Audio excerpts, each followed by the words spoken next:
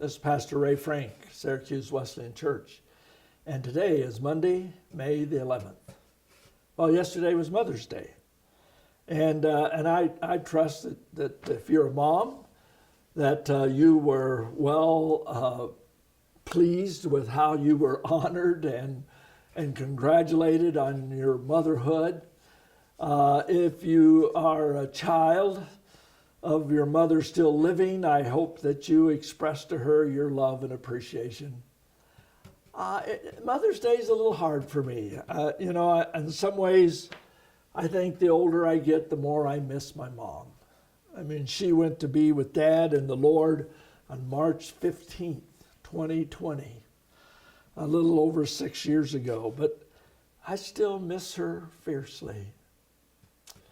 I shared a poem by Rudyard Kipling in yesterday's message. If I were hanged on the highest hill, I know whose love would follow me still. Mother of mine, oh mother of mine. If I were drowned in the deepest sea, I know whose tears would still come down to me. Oh mother of mine, oh mother of mine. And if I were damned of body and soul, I know whose prayers would make me whole. Mother of mine, oh mother of mine. I miss my mom. And I know that remembering mothers isn't always a pleasant journey down memory lane for some folks. I personally know of at least 4 children in our congregation who don't have pleasant memories of their mother. Their mother was absent during their formative childhood days. And my heart grieves for them. And if remembering mothers isn't good for you, I just want you to know that I'm aware and grieve for your loss. But would you allow me to just say a couple things about my mom to honor her? One of the greatest blessings my own mother taught me by example was her tenacity and her tenderness. She was a woman of great determination and tenacity. Now, some folks might have called it stubbornness, but I later in life learned to appreciate her strength of tenacity. When she was pregnant with my little brother, who's 6 years younger than me, she had a stroke, and that was in the 50s.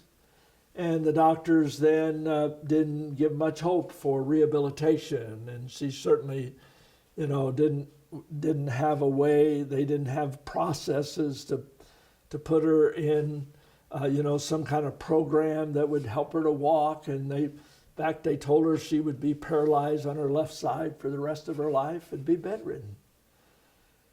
But my mom was so determined that she was going to raise these children. I had an older sister, 3 years older. I was 5, and my little brother's on the way. And my mom, on her own, they didn't do physical therapy in those days. And so my mom had to just sort of come up with her own plan. And I remember Daddy helping her set up on the edge of the bed.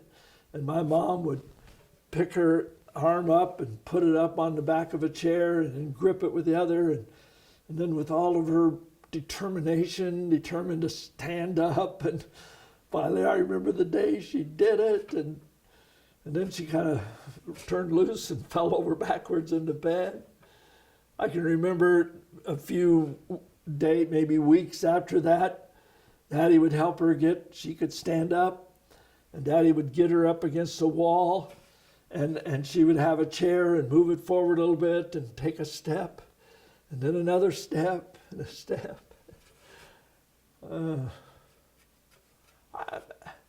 I hardly paid any attention as a 5-year-old kid. What did I know about it? But I'm glad my mom was tenacious and didn't give up. She did learn to walk without a cane or crutches, and she had a limp. She walked with a limp for the rest of her life, but she walked. And then she was a woman of great tenderness. I don't I never remember hearing my mother pray without tears.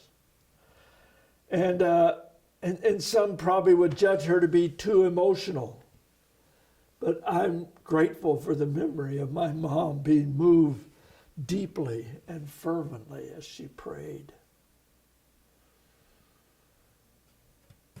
I'm a little reluctant to confess to you that when I was a teenage boy in my junior high years, for it wasn't very long, thank the Lord, but I was actually embarrassed that my mom drug her foot when she walked.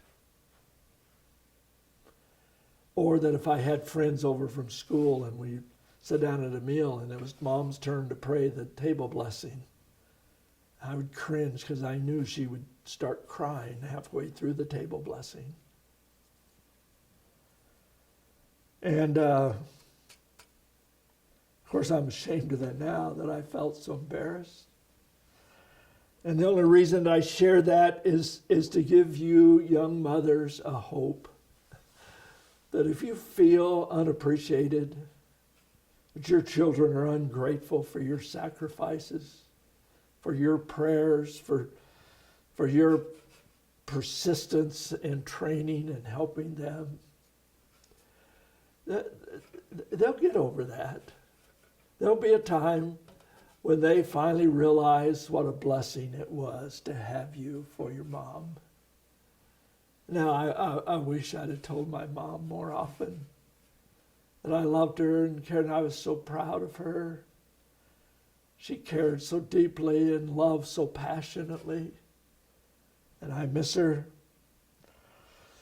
Well, I've told my own children several times that the best hope I have for them is the conviction that the prayers of their mother will follow them, and my mother, their grandmother, will follow them all the days of their life. So to all you moms, I say, keep being faithful, keep praying, and I thank God for you. Have a great week.